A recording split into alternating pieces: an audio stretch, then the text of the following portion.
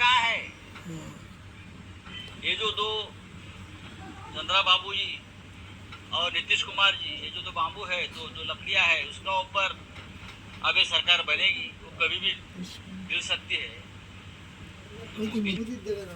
तो हमको बिना नाक वाला प्रधानमंत्री नहीं चाहिए। कैसे घूमेंगे? Modi brand is finish. গতকাল ফল প্রকাশ্যে আসার পরেই মমতা বন্দ্যোপাধ্যায় বলেছিলেন যে তিনি আগেই বলেছিলেন বিজেপি সংখ্যাগরিষ্ঠতা পাবে না এবং প্রধানমন্ত্রী নরেন্দ্র মোদীকে শরিক দলের উপর ভরসা করতে হবে। আর আজ যখন নীতিশ কুমার আর চন্দ্রবাবুর নাম সামনে আসছে, মমতা বন্দ্যোপাধ্যায় গতকালই সেই ইঙ্গিত করেছিলেন যে নীতিশ কুমার চন্দ্রবাবুকে ভালো করেই চেনেন। তিনি কি বলেছিলেন শুনুন।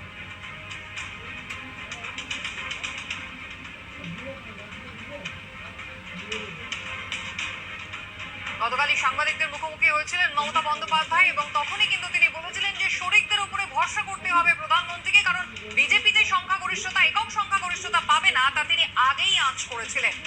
এবং সেখানে নীতিশ কুমার এবং চন্দ্রবাবু নাইডু বড়সড় ফ্যাক্টর হয়ে উঠবেন, এক্স ফ্যাক্টর হয়ে উঠবেন, এমনটাই ছিল তার অনুমান।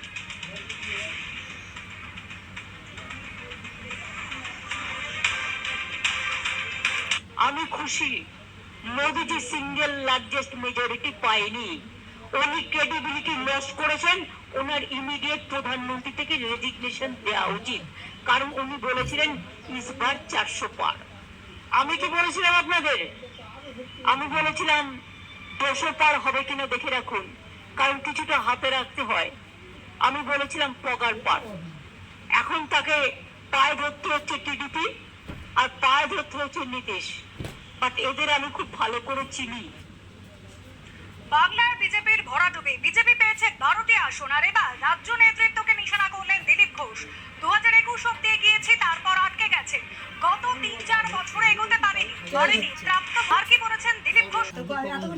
এখানে আমাদের ভোটের পার্সেন্টেজ একই আছে, যে 38 ছেড়ে দিয়েছিলাম আমরা 21 সালে, আর ভোট পার্সেন্টেজ 38 এবং সিট যা ছিল 77, আর বর্তমান সাংসদ গুণ করলে 7 দিয়ে প্রায় সেটাই দাঁড়ায়। তো আমরা এগোতে পারিনি গত 3-4 বছর। সেটা আজকে ভাবার দরকার আছে, কেন দাঁড়িয়ে গেছি এক জায়গায়। যে গতিতে আমরা এগোচ্ছিলাম, সারা দেশে তো আলোচনার বিষয় ছিল, কর্মীদের মধ্যে উৎসাহ ছিল, এবারে আশাও করেছিলাম সবাই। তো আমার মনে হয় কোথাও না কোথাও ফাঁক থেকেছে, লড়াই সেভাবে হয়নি, সব কর্মীরা নামেনি।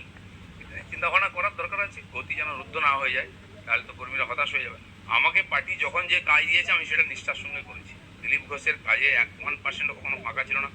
পুরো ইমানদারির সঙ্গে পুরো পরিশ্রম করে আমি কাজ করেছি। আর এবারে যারা বর্ধমানে গেছেন তারাও জানেন সেই যে কঠিন সিট ছিল, রেজাওয়া সিট ছিল সেই সময়, আর সেখানে আমি যে লড়াই দিয়েছি মনে হচ্ছে একটা জায়গায় লড়াই হয়েছে। তো আমাদের পরিশ্রমে ফাঁক ছিল না। বাকি নেতৃত্ব, পরিবেশ ইত্যাদি পলিসির উপর নির্ভর করেছে যে কেন রেজাল্ট এরকম হয়েছে, সেটা যারা চিন্তাভাবনা করেছেন, যারা পাঠিয়েছেন তারা ভাববেন। রাজনীতিতে চক্রান্ত, কাঠিবাজি, এটা রাজনীতির অঙ্গ, আমি সেভাবেই নিয়েছি। আমি পুরো পরিশ্রম করেছি, কিন্তু সফলতা আসেনি। সাংগঠনিক দুর্বলতার দিকে কিন্তু আঙুল তুলছেন দিলীপ ঘোষ, যদিও তার এই মন্তব্য প্রসঙ্গে পাল্টা কোনো মন্তব্য করতে চাননি সুকান্ত মজুমদার। দেখুন, দিলীপ তো আমাদের সিনিয়র লিডার, ওনার বক্তব্যের পরিপ্রেক্ষিতে আমার কিছু বলার নেই। শুধু আমি এটুকুই বলবো যে উনি জিতলে আমাদের, মানে অন্তপক্ষে আমার ব্যক্তিগতভাবে অত্যন্ত আনন্দিত হতাম আমি। बड़े फैसलों का अध्याय लिखेगा। हम आपको नहीं चाहते। मोदी जी रिजाइन करें। विरोधी उतनी सीटें नहीं जीत पाए जितनी बीजेपी ने जीती है। मोदी सिंगल मेजरिटी पायনি। কারণকে আমি কংগ্রেস মেসেজ পাঠিয়েছি, তোরা কারোর সাথে আমাদের কন্ট্যাক্ট করেনি। We respect our alliance partners. I have to build up my 3 generation. जो इंडिया गठबंधन डिसाइड करेगा उस पे हम एक्शन लेंगे। करप्शन को खार फेंकने का होगा। আমাদের এক্স এবং কু অ্যাকাউন্ট সঙ্গে সুমন @সুমন দে। সঙ্গে সুমন রাফাক্কা। 2024 নির্বাচনে বাজিমাত করলেন 2 ওয়ার্ল্ড কাপ জয়ী ক্রিকেটার ও তৃণমূল প্রার্থী বিক্রিয়া। ইন্ডিয়া জোটের বৈঠক আজ সন্ধ্যে কংগ্রেস সভাপতি মল্লিকার্জুন খার্গের বাড়িতে 27 জন বিরোধী নেতার বৈঠক রয়েছে। তৃণমূলের তরফে বৈঠকে যোগ দেবেন অভিষেক বন্দ্যোপাধ্যায়। লোকসভা ভোটে তাঁর দল ডিএমকে পেয়েছে 27টি আসন। পাটনা থেকে একই বিমানে দিল্লি গিয়েছেন বিহারের মুখ্যমন্ত্রী নীতিশ কুমার, তেজস্বী যাদব। তৃতীয় দফার মোদী সরকারের কিং মেকার হতে চলেছে নীতিশ। অন্যদিকে লালু পুত্র তেজস্বী যোগ দেবেন ইন্ডিয়ার। একের পর এক হামলার অভিযোগ জায়গা থেকে নিউ টাউনের ছবি দেখছেন, যেখানে বিজেপি কর্মীর বাড়িতে হামলার অভিযোগ উঠেছে। বাইক ভাঙচুর করা হয়েছে, অভিযোগের তীর শাসক দলের দিকে। গতকাল রাতে 12 থেকে 14 জন মিলে বিজেপি কর্মীর বাড়িতে হামলা চালায়, এমনটাই অভিযোগ। ভেঙে দেওয়া হয়েছে জানলার কাঁচ, দুটি বাইকও ভেঙে দিয়েছে। শাসক দলের বিরুদ্ধে এমনটাই অভিযোগ করছে বিজেপি। বাংলা থেকে প্রায় মুছে যাওয়ায় মিথ্যে অভিযোগ এনে চক্রান্ত বিজেপির, এমনটাই পাল্টা প্রতিক্রিয়া তৃণমূল।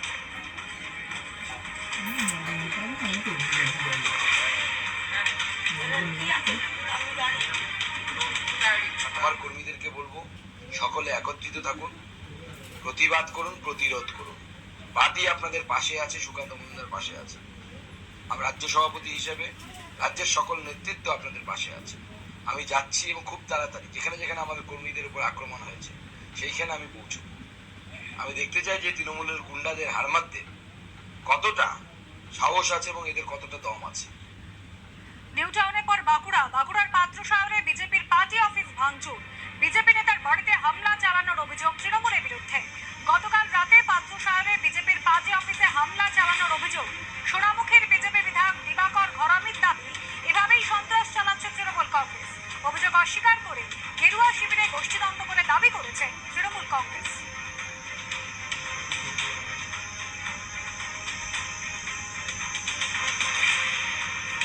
আর এবার আপনাদের দেখাবো তমলুক লোকসভা আসন, যেখানে বিজেপি প্রার্থী অভিজিৎ গঙ্গোপাধ্যায় তিনি জয়ী হয়েছেন এবং তারপরে কিন্তু ময়নার বাচ্চা উত্তপ্ত হয়ে ওঠে, যেখানে ভরা বাজারে বিজেপির কর্মীকে বেধড়ক মারধর করা হয়, এমনটাই অভিযোগ সেই শাসক দলের বিরুদ্ধে। গতকাল রাতে বাচ্চার চাবুকিয়া বাজারে এই ঘটনা ঘটে। বিজেপি কর্মী পঙ্কজ মণ্ডলকে হাসপাতালে ভর্তি করা হয়েছে। গেরুয়া শিবিরের আদি 90 লড়াই হামলা যোগ অস্বীকার করে, এমনটাই অভিযোগ শাসক দলের।